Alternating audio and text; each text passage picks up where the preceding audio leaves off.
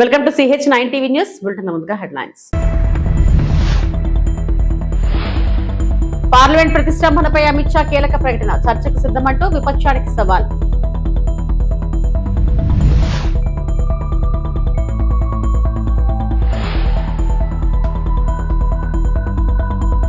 మాకు అమిత్ షా లెక్చర్ అవసరం లేదు, పార్లమెంట్ డిబేట్ పై రాహుల్ గాంధీ ఘాటు వ్యాఖ్యలు.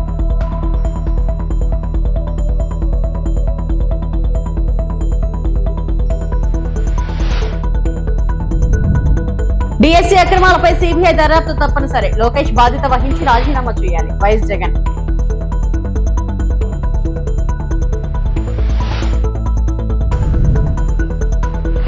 పోలవరం పుష్కర లిఫ్ట్ పనులపై మంత్రి నిమ్మల రామానాయుడు సమీక్ష, పనులు వేగంగా పూర్తి చేయాలని ఆదేశం.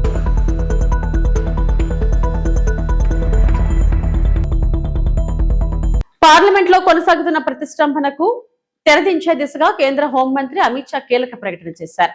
విద్యార్థుల ఆందోళన, పోలీసుల చర్యలపై పార్లమెంట్ లో చర్చకు కేంద్ర ప్రభుత్వం సిద్ధంగా ఉందని అమిత్ షా స్పష్టం చేశారు. ప్రతిపక్షాలు తమ డిమాండ్లను స్పీకర్ లిఖిత పూర్వకంగా అందిస్తే చర్చకు సిద్ధమని ఆయన ప్రకటించారు. అంతేకాదు 24 గంటల పాటు చర్చ జరిగినా తాను సిద్ధమేనని, ప్రతిపక్షాలు అడిగే ప్రతి ప్రశ్నకు సమాధానం ఇస్తానని అమిత్ షా ఈ విధంగా తెలిపారు. भवन के अंदर विपक्ष संसद को चलने ही नहीं दे रहा है दोनों गृहों में, तो कोई जाकर क्या करेगा। जहां तक चर्चा का सवाल है, सरकार की ओर से किरण रिजिजू जी ने, जो हमारे पार्लियामेंट्री अफेयर्स मिनिस्टर है, उन्होंने बहुत स्पष्ट कर दिया है कि जो नीट आंदोलन के छात्र प्रदर्शन पर सभी प्रकार की चर्चा करने के लिए सरकार तैयार है और चर्चा के लिए समय सुनिश्चित किया जाए और विपक्ष तैयार हो जाए। पहले तो ये यही मांग कर रहे थे, हमने हाँ बोल दिया। मेरी ओर से भी मैंने कह दिया है कि मैं किसी भी सवाल का जवाब देने के लिए संसद में तैयार हूं, मगर वो चर्चा ही नहीं होने देना चाहते। अब जनता तय करे कौन भाग रहा है। आज भी मैं कहता हूं, आज 3 बजे तक स्पीकर साहब को वो पत्र दे दे, 3 बजे से लेकर कल 3 बजे तक सभी प्रकार की चर्चा के लिए हम तैयार हैं। मैं सदन में ही बैठूंगा, सबको सुनूंगा और सब चीजों का जवाब दूंगा। सरकार के पास छुपाने के लिए कुछ नहीं है। वो भी चर्चा करूंगा कि आपने क्यों चर्चा नहीं चाहिए। भारतीय जनता पार्टी की मोदी जी के नेतृत्व में सरकार, एनडीए की मोदी जी के नेतृत्व में सरकार हर चीज पर चर्चा के लिए तैयार है। संसद वो चलने दे बस। आज मैं चैनलों के माध्यम से इन विपक्ष को कहना चाहता हूं कि आप एक पत्र. పార్లమెంట్ లో మరోసారి పొలిటికల్ హిట్ పెరిగింది. విద్యార్థులపై జరిగిన పోలీస్ చర్యకు సంబంధించి చర్చకు సిద్ధమని కేంద్ర హోంమంత్రి అమిత్ షా ప్రకటించారు. విపక్షాలు స్పీకర్ కు లేఖ ఇస్తే మధ్యాహ్నం 3 గంటల నుంచి మరుసటి రోజు 3 గంటల వరకు చర్చకు సిద్ధమని, అన్ని ప్రశ్నలకు సమాధానం ఇస్తారని అమిత్ షా స్పష్టం చేశారు. ప్రభుత్వం దాచేది ఏమీ లేదని కూడా అన్నారు. అయితే అమిత్ షా ప్రకటనపై లోక్సభ ప్రతిపక్ష నేత రాహుల్ గాంధీ ఘాటుగా స్పందించారు. అమిత్ షా ఇచ్చే లెక్చర్ వినేందుకు తాము ఆసక్తిగా లేమని అన్నారు. విద్యార్థులపై కాల్పులు జరిపింది ఎవరు, లాఠీలతో దాడి చేయాలని ఆదేశించింది ఎవరు, అసలు ఆదేశాలు ఎవరివి అంటూ రాహుల్ గాంధీ ప్రశ్నించారు. ఇక విద్యార్థులపై జరిగిన చర్యకు కేంద్ర హోంశాఖ బాధ్యత వహించాల్సిందేనని రాహుల్ గాంధీ ఆరోపించారు. అమిత్ షానే ఆదేశాలు ఇచ్చి ఉంటే బాధ్యత వహించాలని, లేకపోతే పరిస్థితిని నియంత్రించడంలో విఫలమయ్యారని, ఈ 2 సందర్భాలను ఆయన రాజీనామా చేయాలని డిమాండ్ చేశారు. That order was implemented by the Home Ministry. Delhi Police and RAC are both Home Ministry systems. Did Mr. Amit Shah give this order to shoot our children, or did he not? If he did, he should resign because he is culpable, and if he did not, he should resign because he is incompetent. Right? This is अब आपने मुझसे सवाल पूछा, आप उनको interrupt करती हैं. नहीं, जब वो बोलते हैं, सुनिए, जब वो बोलते हैं आप इंटरप्ट करते हैं. नहीं, मेरा जवाब बोल लीजिए. आप इंटरप्ट करते हैं जब वो बोलते हैं, क्यों नहीं करते हैं आप? हमें इंटरप्ट करते हैं, हमें 24 घंटा इंटरप्ट करते हैं, मगर उनको कभी इंटरप्ट नहीं करते आप. उनमें क्या स्पेशल चीज है जो पूरा मीडिया चुप करके चूहे जैसे उसके सामने खड़ा हो जाता है?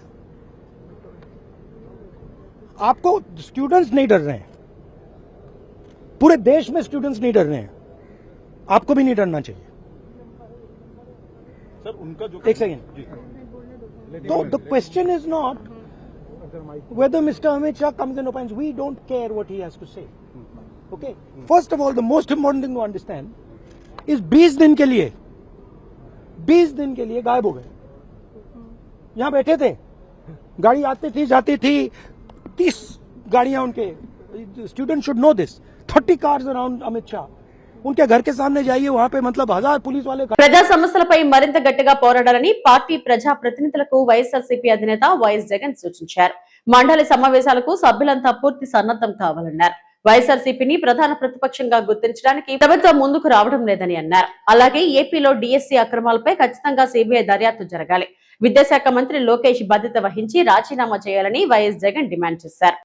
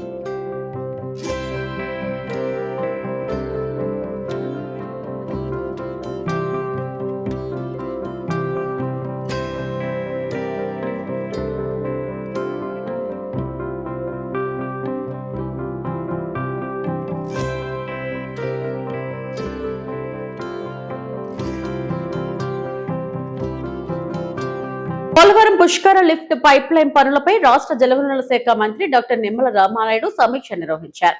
ఇరిగేషన్ శాఖ అధికారులు, సంబంధిత ఏజెన్సీ ప్రతినిధులు, పోలవరం జిల్లా కలెక్టర్, ఎస్పీతో మంత్రి వీడియో కాన్ఫరెన్స్ నిర్వహించి పనుల పురోగతిపై వివరాలు అడిగి తెలుసుకున్నారు. పుష్కర లిఫ్ట్ ఇరిగేషన్ స్కీమ్ పనులు వేగంగా పూర్తి చేసి రైతులకు సాగునీరు అందేలా చర్యలు తీసుకోవాలని మంత్రి అధికారులను ఆదేశించారు. పైప్ లైన్ పనుల్లో ఎదురవుతున్న సమస్యలు, భూసేకరణ అనుమతులు, పనుల పురోగతి వంటి అంశాలపై అధికారులతో చర్చించారు. పనులు పూర్తి చేసేందుకు అవసరమైన సమన్వయంతో ముందుకు వెళ్లాలని సూచించారు.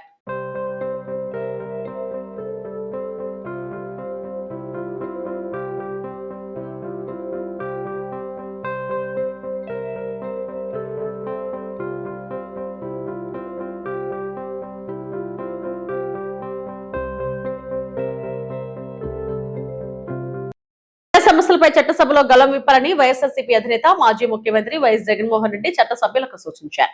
అసెంబ్లీ సమావేశాల నేపథ్యంలో బుధవారం పార్టీ కేంద్ర కార్యాలయంలో శాసనసభ పక్ష సమావేశం నిర్వహించిన ఆయన ప్రజా సమస్యలపై పోరాటానికి సభ్యులు సిద్ధంగా ఉండాలని దిశానిర్దేశం చేశారు. అనంతరం మీటింగ్ సారాంశాన్ని వైఎస్ఆర్సీపీ సీనియర్ నేత, మండలిలో ప్రతిపక్ష నేత బొత్స సత్యనారాయణ మీడియాకు తెలియజేశారు. ప్రధానమైన డిమాండ్ దాని మీద కూడా మేము మాట్లాడతాం. దాంతోపాటు ముఖ్యంగా రాష్ట్రంలో రైతాంగం ఎంతో ఇబ్బందులు పడుతుంది. రైతాంగం పంట గిట్టుబాటు ధర లేదు,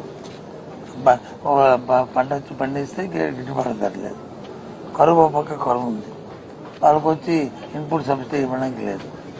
ఏమన్నా ఇన్సూరెన్స్ ఎంతమంది ప్రభుత్వం కట్టేది, ఇప్పుడు వచ్చి రైతులే కట్టమంటారు. ఆ కట్టుబడిన పరిస్థితుల్లో రైతులు ఎంతో ఇబ్బంది పడుతున్న పరిస్థితులు ఉన్నాయి. పంట తెలుసు మనకి, మరి నీరు లేదు, వర్షపాతం తక్కువగా ఉన్న నేపథ్యంలో మనం ముందుగా అనౌన్స్ చేయకంట రైతు వచ్చి వాళ్ళు పెట్టుబడి పెట్టిన తర్వాత ఇప్పుడు మేము వచ్చి సడన్గా మేము నీరు ఇవ్వలేము, అది దాన్ని బట్టి మేము చూసుకోండి అంటే రైతు ఏమైపోతాడు. ఆ నేపథ్యంలో రైతు సమస్యల పట్ల ప్రధానంగా తీసుకోవాలని, దాంతోపాటు మరి ఈ మధ్యకాలంలో నిన్న కాక మొన్న జీవో ఇచ్చారు పీపీపీ మోడల్ ఎక్కడ లేని విధంగా. దేశంలో ఏ రాష్ట్రంలో కానీ ప్రపంచంలో ఏ దేశంలో కూడా లేని విధంగా కొత్తగా ఒక కార్యక్రమాన్ని తీసుకొచ్చారు. దాని మీద అవతల మీద యాక్చువల్గా పీపీ అంటే ఆ జీవోని చూస్తే జీవోకి ఇంకో పేరు పెట్టచ్చు, ఆంధ్ర ఫసైల్ అని. ఆ రకంగా ఉంది జీవో. దాని మీద అది జగన్మోహన్ రెడ్డి గారు చర్చించడం జరిగింది. వీటిని ఇంకా కాకుండా ఇంకా బోల్డెన సమస్యలు, ప్రజా సమస్యలు ఉన్నాయి. మరి ఉద్యోగస్తులుగా ఐఆర్ ప్రకటించలేదు, దాంతోపాటు ఆడికి పిఆర్సీ లేదు. మరి ఉద్యోగ సంఘాల నుంచి రిక్వెస్ట్ చేస్తున్నాయి, దాని మీద మాట్లాడినాయి, దాని మీద కూడా మాట్లాడడం జరుగుతుంది. ముఖ్యంగా ఇవన్నీ కాకుండా బలహీన వర్గాలకు సంబంధించిన లీడర్స్ ఎవరైతే ఉన్నారో వాళ్ళందరి మీద కూడా అక్రమ కేసులు పెట్టి మరి వాళ్ళని బాధించి వాళ్ళు లొంగ తీసుకోవాలని చూస్తున్నాం. ఈ ప్రభుత్వం చాలా దుర్మార్గమైన చర్య ఇది. వీటన్నిటి మీద కూడా రేపు మరి కౌన్సిల్లో మాట్లాడింది నిర్ణయం చేసుకున్నాం. దాని మీదే ఇవాళ విషయాలన్నీ కూడా మీకు చెప్తాను. తణుకులో తల్లి బిడ్డ ఎక్స్ప్రెస్ 102 సేవలు పునఃప్రారంభమయ్యాయి. తణుకు జిల్లా కేంద్ర ఆసుపత్రిలో 5 తల్లి బిడ్డ ఎక్స్ప్రెస్ వాహనాలను ఎమ్మెల్యే ఆర్మిల్లి రాధాకృష్ణ ప్రారంభించారు. గర్భిణీలు, బాలింతలు, నవజాత శిశువులను ఆసుపత్రుల నుంచి సురక్షితంగా ఇళ్లకు చేర్చేందుకు ఈ వాహనాలు ఉపయోగపడతాయని ఎమ్మెల్యే తెలిపారు. రాష్ట్ర వ్యాప్తంగా 526 వాహనాలు మంజూరు కాగా తొలి దశలో 300 వాహనాలను ప్రారంభించినట్లు చెప్పారు. తణుకు ఆసుపత్రికి 5 వాహనాలు కేటాయించామని, వీటిలో ప్రాథమిక చికిత్స సదుపాయాలతో పాటు జీపీఎస్ ట్రాకింగ్ సౌకర్యం కూడా ఉందని తెలిపారు. ఈ సేవల ద్వారా రాష్ట్ర వ్యాప్తంగా సుమారు 3 లక్షల మంది తల్లులు ప్రయోజనం పొందే అవకాశం ఉందన్నారు. గర్భిణీలు, బాలింతలు, నవజాత శిశువులు తల్లి బిడ్డ ఎక్స్ప్రెస్ 102 సేవలను సద్వినియోగం చేసుకోవాలని ఎమ్మెల్యే ఆర్మిల్లి రాధాకృష్ణ కోరారు. 19 తెలుగుదేశం ప్రభుత్వం హయాంలో ఆ రోజు గౌరవ ముఖ్యమంత్రి నారా చంద్రబాబు నాయుడు గారి ఆలోచనలతో తల్లి బిడ్డ ఎక్స్ప్రెస్ని ప్రారంభించి రాష్ట్ర వ్యాప్తంగా ఉన్నటువంటి అన్ని హాస్పిటల్స్కి కూడా తల్లి బిడ్డ ఎక్స్ప్రెస్ ద్వారా ఆ రోజు గర్భిణీ స్త్రీలకు, బాలింతలకు, అదేవిధంగా నవశిశువులకు కూడా లక్షలాది మంది సేవలు పొందినటువంటి విషయాన్ని మనందరం కూడా ఒకసారి గుర్తు చేసుకోవాల్సినటువంటి అవసరం ఉంది. అయితే తర్వాత వచ్చినటువంటి జగన్మోహన్ రెడ్డి గారి ప్రభుత్వం, వైఎస్ఆర్ కాంగ్రెస్ పార్టీ ప్రభుత్వంలో దీన్ని మరింత సమర్థవంతంగా నిర్వహిస్తామని చెప్పి ఆర్భాటపు ప్రచారం చేసి ఆ పథకాన్ని పూర్తిగా నిర్వీర్యం చేసి 5 సంవత్సరాలు 1924లో ఎవరైతే బాలింతలు కానీ నవశిశువులు కానీ ఇంటికి వెళ్ళటానికి ఈ పథకాన్ని పూర్తిగా నిర్లక్ష్యం చేసి నిర్వీర్యం చేసినటువంటి విషయాన్ని ప్రజలందరూ కూడా గమనించాల్సినటువంటి అవసరం. ఈరోజు మరలా గర్భిణీ స్త్రీలు, బాలింతలు, అదేవిధంగా నవశిశువుల్ని ఇంటికి తీసుకెళ్లే విధంగా మరలా ఈ పథకాన్ని తల్లి బిడ్డ ఎక్స్ప్రెస్ 102ని ఈరోజు మరలా పునఃప్రారంభిస్తూ రాష్ట్ర వ్యాప్తంగా 500 వాహనాలని ఈరోజు ప్రభుత్వం జరిగింది.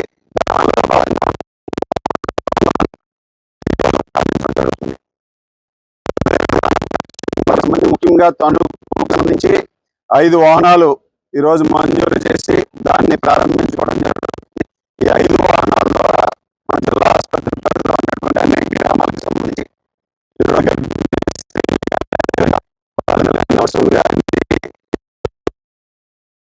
వారిని ఇంటికి సురక్షితంగా చేర్చే విధంగా ఈ పథకాన్ని ప్రారంభిస్తున్నామని సందర్భంగా తెలియజేసుకుంటున్నా. ముఖ్యంగా ఈరోజు తల్లి బిడ్డ ఎక్స్ప్రెస్ వాహనాలలో ఫస్ట్ ఎయిడ్తో పాటుగా ఈరోజు అక్కడ జీపీఎస్ ట్రాకింగ్, అదేవిధంగా ఇతర సౌకర్యాలను కూడా దీనిలో కల్పించడం జరుగుతుంది. ఏదైనా ఎమర్జెన్సీ రెస్పాన్స్ చేసే విధంగా ఈరోజు దీన్ని మరింత సమర్థవంతంగా ఈ పథకాన్ని ప్రారంభిస్తున్నామని సందర్భంగా తెలియజేసు. రాజన్న సిరిసిల్ల జిల్లా వేరుపల్లిలో ఉచిత కళ్ళజోడు పంపిణీ కార్యక్రమం నిర్వహించారు. BRS working president Sircilla MLA KTR ఈ కార్యక్రమంలో పాల్గొని మాట్లాడారు. మాజీ ముఖ్యమంత్రి కేసీఆర్ ప్రవేశపెట్టిన కంటి వెలుగు కార్యక్రమం ద్వారా ప్రజలకు ఉచిత కంటి పరీక్షలు, కళ్లజోళ్ల పంపిణీ, అవసరమైన వారికి చికిత్స, శస్త్రచికిత్సలు అందించే లక్ష్యాన్ని కొనసాగిస్తున్నామని బీఆర్ఎస్ వర్గాలు చెబుతున్నాయి. తెలంగాణ ప్రభుత్వ అధికారిక సమాచారం ప్రకారం కంటి వెలుగు కార్యక్రమం ప్రధాన ఉద్దేశం రాష్ట్ర వ్యాప్తంగా కంటి పరీక్షలు నిర్వహించడం, అవసరమైన వారికి ఉచిత కళ్లజోళ్లు అందించడం, అవసరమైన చికిత్సలు, శస్త్రచికిత్సలకు సహాయం చేయడం అని తెలిపారు. ఇదే క్రమంలో వీర్నపల్లి మండలంలో బీఆర్ఎస్ ఆధ్వర్యంలో ఉచిత కంటి వైద్య శిబిరాన్ని నిర్వహించి కంటి పరీక్షలు నిర్వహించడంతో పాటు అవసరమైన వారికి కళ్లజోళ్లు అందించారు. ఈ కార్యక్రమాన్ని జిల్లాలోని ఇతర మండలాలకు కూడా విస్తరించి ఉచిత కంటి పరీక్షలు, కళ్లజోళ్లు అవసరమైన వారికి శస్త్రచికిత్సలు అందేలా కార్యక్రమాలు నిర్వహిస్తామని కేటీఆర్ గతంలో ప్రకటించారు. ఇట్లా ఒక లక్ష్మాపురంలోనే కాదు, ప్రతి పల్లెటూర్లో ప్రతి ఊర్లే కనీసం 100 మంది ఉంటారు. ఎందుకంటే చాలా మంది మనకు జ్వరం వస్తే డాక్టర్ దగ్గరికి పోతాం, ఏదంటే ఇంకేమైనా పెద్దదైతే డాక్టర్ దగ్గరికి పోతాం. కానీ కళ్ళు కనబడకపోతే దూరం పెట్టుకొని చదువుతాం, ఇట్లా చదువుతాం కానీ అంత వెంటనే డాక్టర్ దగ్గరికి పోయే అలవాటు లేదు మనకు. అందుకే సార్ ఏం ఆలోచన చేసిందంటే ఇట్లా కాదు, మనమే రాష్ట్ర ప్రభుత్వం నుంచే ప్రతి గ్రామంలో, ప్రతి పల్లెల, ప్రతి తాండాల, ప్రతి గూడెంలా ప్రభుత్వమే అన్ని కంటి పరీక్షలు చేయించాలి. అందరికీ అవసరమైతే ఆ చూపు విషయంలో సమస్య ఏదైతే ఉంటుందో వాళ్ళు ఇంకొకడికి ఓడు కాదు, ప్రభుత్వమే వాళ్ళ గడప గడపకు పోవాలి, ఊరికి పోవాలని చెప్పి ఒక మంచి కార్యక్రమం కంటి వెలుగు అనే కార్యక్రమాన్ని ఆ రోజు కేసీఆర్ గారు ప్రభుత్వంలో ఉన్నప్పుడు గ్రామాన చేసిండు. అప్పుడు మన వీర్నపల్లిలో కూడా చేసే ఉంటారు.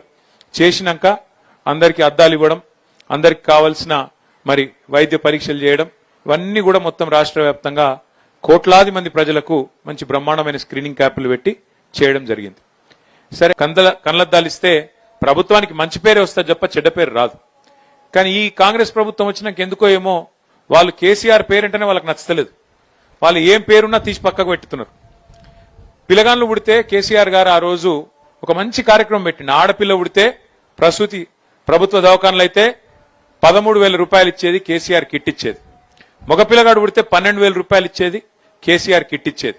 దానివల్ల ఏం లాభం జరిగింది? ప్రభుత్వ దవాఖానాలలో ప్రసూతులు పెరిగినాయి, మాతా శిశు మరణాలు తగ్గినాయి, పిల్లలు చచ్చిపోవడం తగ్గింది, మళ్ళీ మహిళలు కూడా తల్లులు కూడా చచ్చిపోవడం తగ్గింది, బాగా తగ్గింది. భారతదేశంలోనే మంచి పేరు వచ్చింది. కంటి వెలుగుకి ఎట్లయితే మంచి పేరు వచ్చిందో ఆ రోజు కేసీఆర్ కిట్ కూడా అట్లే మంచి పేరు వచ్చింది. కానీ ఈ ప్రభుత్వం వచ్చినాక కేసీఆర్ కిట్ తీసేసినారు. ఆ కేసీఆర్ కిట్టు కేసీఆర్ పేరు నచ్చకపోతే ఇందిరమ్మ కిట్ అని పెట్టుకునేది, నోడని కొట్టిండా, మార్చుకునేది ఉండే. కానీ తీసేసిరు మొత్తానికి. కంటి వెలుగు కూడా అవసరమైతే వేరే పేరు ఏదైనా పెట్టుకునేది ఉండే, కానీ అది కూడా తీసేసిరు.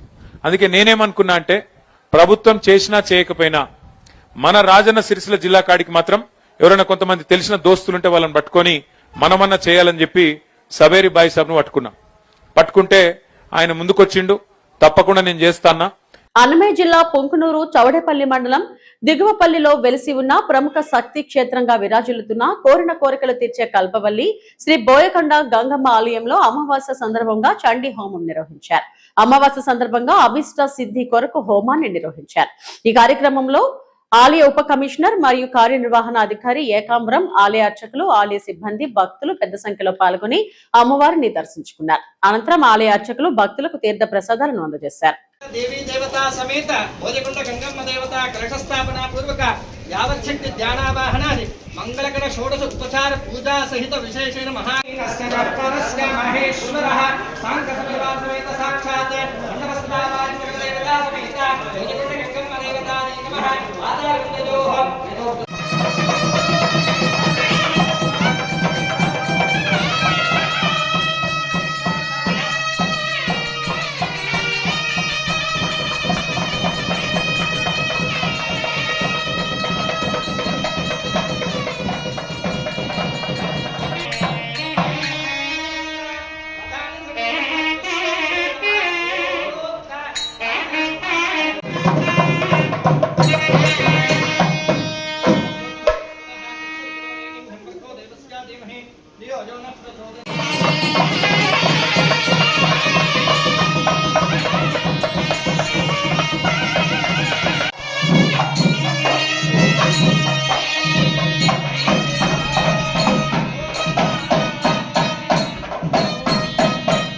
టీటీడీపై వైసీపీ నేత మాజీ టీటీడీ చైర్మన్ భూమన కరుణాకర్ రెడ్డి తీవ్ర విమర్శలు చేశారు.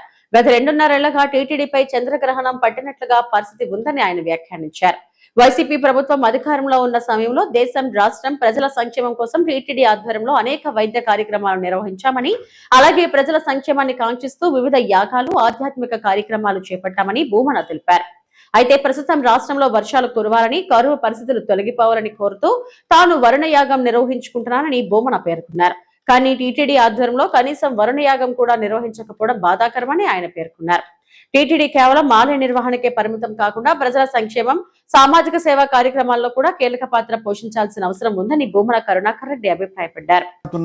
నేపథ్యంలో ప్రతి సంవత్సరము ఇలాంటి విపత్కర పరిస్థితులు వచ్చినప్పుడు చేయాల్సినటువంటి వరుణ యాగాన్ని టీటీడీ విస్మరించటం అన్నది ఆశ్చర్యానికి గురి చేస్తుంది. ఎంతగా వీళ్ళు వేద సంస్కృతిని భ్రష్టు పట్టించేటువంటి కార్యక్రమాలు చేస్తున్నారు అన్నదాన్ని దీన్ని బట్టి చూస్తే చాలా స్పష్టంగా అర్థమవుతున్నది. ధార్మిక కార్యక్రమాలను వదిలేసి టీటీడీ దహనవ కార్యక్రమాలలో తలమునకలైపోతోంది. ఎక్కడ చూసినా అవినీతి, అరాచకం, అపచారం, ప్రభువులకు అడుగులకు మడుగులొత్తటంలో తలమునకలై సాక్షాత్తు టీటీడీనే నిర్వహిస్తున్న వేద పరిరక్షణ ట్రస్టు ఉన్నదే దీనికోసమని. దానికి కావలసినన్ని నిధులున్నాయి, కానీ ఆ ట్రస్ట్ ద్వారా చేయాల్సినటువంటి ఒక్క కార్యక్రమం కూడా చేయాల. మేము అధికారంలో ఉన్నప్పుడు ప్రతి సంవత్సరము కూడా దేశ సుభిక్షత కోసమని కర్తువులు, యజ్ఞయాగాదులు, చతుర్వేద హవనాలు ఇలాంటివి ఎన్నో చేసినటువంటి చరిత్ర మాకున్నది. చివరకు కరోనా లాంటి ఆ అపాయకరమైనటువంటి విపత్కర పరిస్థితుల్లో కూడా కరోనాను పారద్రోలటానికి యాగం నిర్వహించినాం. కానీ ఈ రోజున దేశమంతా కూడా ఇంత దారుణమైన కరువు కాటకాలలో మునిగిపోతూ ఉంటే టీటీడీ వరుణ యాగం చెయ్యాలా అన్నటువంటి ఆలోచనే వాళ్లకు రాకుండా పోవటం, బహుశా రాకుండా పోవటం కాదు, ఇలాంటి వేద సంస్కృతిని పెంపొందించేటువంటి కార్యక్రమాలను టీటీడీ నిషేధించినట్టుగా కనపడుతున్నది. ఒక్క కార్యక్రమం అన్నా ఉన్నదండి? ఒక్కటంటే ఒక్క కార్యక్రమాన్ని కూడా వేద సంస్కృతిని పరిరక్షించేటువంటి దాంట్లో ప్రజలకు మేలు చేసేటువంటి ఇలాంటి కార్యక్రమాలను కూడా చేయకపోవటం. వరుణ యాగం టీటీడీ చేస్తే పెద్ద ఎత్తున వర్షాలు పడతాయి అన్నటువంటిది ఆచరణలో నిరూపితమైనటువంటి అంశం.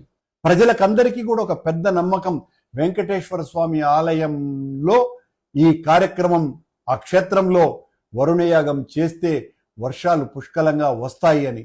చిన్న చిన్న దేవాలయాల పాలక మండళ్లే ఈ కార్యక్రమాన్ని భుజానెత్తుకొని వాళ్ళు చేస్తుంటే మొత్తం ప్రపంచానికంతా కూడా ఆధ్యాత్మిక దిక్సూచిగా ఉన్నటువంటి వెంకటేశ్వర స్వామి ఆలయం నుంచి ఇంతవరకు వరుణయాగం చేయటం లేదు అనంటే ఉద్దేశపూర్వకంగానే వీళ్లకు ఆ ఆలోచనే రాకుండా ఈ ప్రభువుల కాళ్ళు ఒత్తటానికి వీళ్ళ మొత్తం అధికార పనులన్నిటినీ కూడా మరిచిపోయి ఆ కార్యక్రమాలలోనే తలమునకలై ఉన్నారు అన్నటువంటిది చాలా స్పష్టంగా అర్థమవుతోంది. చివరకు వీళ్ళు కుచేలునికి కూడా పాఠాలు నేర్పించే స్థితికి వెళ్ళారు. కుచేలునికి పాఠాలు నేర్పించటం ఏంటండి? ఇంత దారుణంగా టీటీడీ వరుణ యాగాన్ని విస్మరించటం అన్నది చాలా తప్పు. దీన్ని తీవ్రంగా ఖండిస్తున్నాం. ఇకనైనా వెంటనే మేల్కొని టీటీడీ వచ్చేటువంటి విఐపీలకు ఊడిగం చేసేటువంటి కార్యక్రమాలు కాకుండా టీటీడీ లాంటి ధార్మిక సంస్థ చేయాల్సినటువంటి వేద పరిరక్షణ. ఇవి ఇప్పటివరకున్న బులెటిన్ అప్డేట్స్. నమస్తే.